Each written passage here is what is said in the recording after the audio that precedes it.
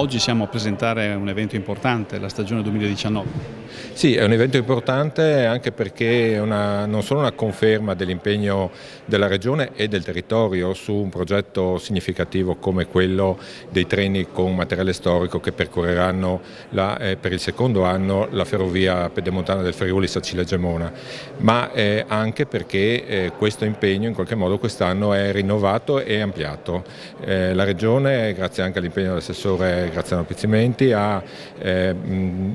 confermato le risorse per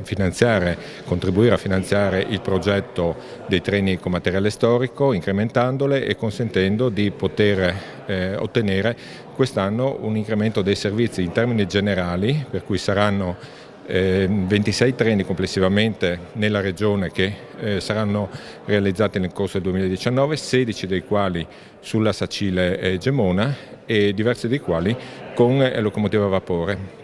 È una conferma di un impegno che segue un risultato ottimo realizzato nel 2018, il primo anno sperimentale che ha visto un'affluenza incredibile, l'80% dei posti disponibili occupati complessivamente per i treni e oltre 4.000 viaggiatori che hanno visitato il territorio della nostra regione. Un'opportunità per far conoscere il territorio e anche le eccellenze. È lo scopo principale di questo progetto, quello di mettere in rete territorio, eccellenze, viaggi lenti con una ferrovia che viene percorsa con treni con materiale storico, che consentono di viaggiare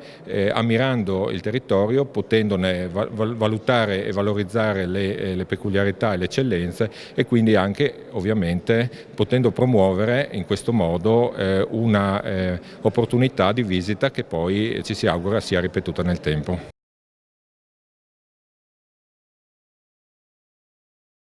Sicuramente la sfida dei treni storici è stata una sfida vinta, l'iniziativa dello scorso anno ha avuto uno straordinario successo e quest'anno viene riproposta con elementi di novità. Questo ci fa un enorme piacere perché il tessuto organizzativo e anche territoriale ha risposto in modo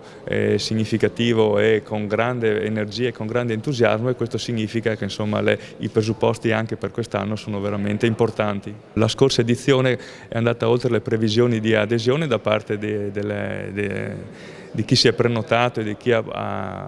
valorizzato anche le proposte che sono state messe in campo, soprattutto anche per i contenuti che sono stati messi appunto in gioco, vale a dire la conoscenza del paesaggio, la visita ai paesi magari anche meno conosciuti da parte di chi non ha mai avuto la possibilità e in ultima battuta anche l'integrazione perfetta con quelle che erano le organizzazioni culturali che hanno contestualmente messo in campo iniziative a rinforzo e arricchimento di quello che era il percorso organizzato.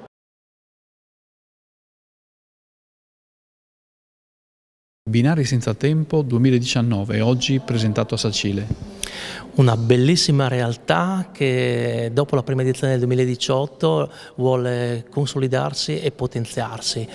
Siamo diventati una delle 10 ferrovie italiane riconosciute dalla legge 128/2017 della Fondazione Ferrovia Italiane e quest'anno l'offerta si è arricchita con la presenza di nuovi interessanti partner, soprattutto con grandi brand nazionali.